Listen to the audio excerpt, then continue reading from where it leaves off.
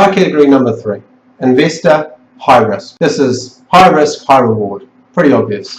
But when you're looking at apartments, the high risk category is where you're buying properties or apartments that no one else can either buy or no one else wants to buy. And this is generally because they have issues. It could be earthquake issues, it could be leaky problems. And so it's high risk because there is a level of uncertainty.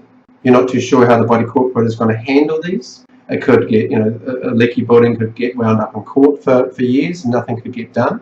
So that means you can't sell it.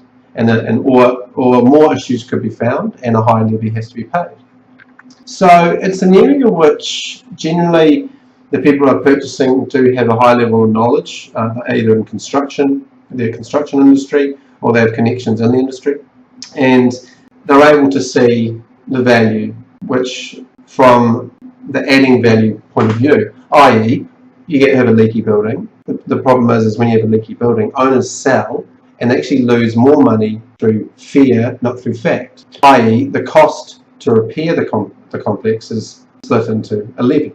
And that levy, let's just use for any example, let's say $50,000. Now, the actual reduction in price will be more than $50,000. It could be double that, it could be triple that. And that's where the purchaser will make his money. But that also comes at risk, because what happens if that budget explodes and that 50 goes to 100? So I'll give you an example. I've got a client at the moment who wants to buy 30 of these high-risk properties. He has a lot of knowledge in the industry and has connections with the construction industry.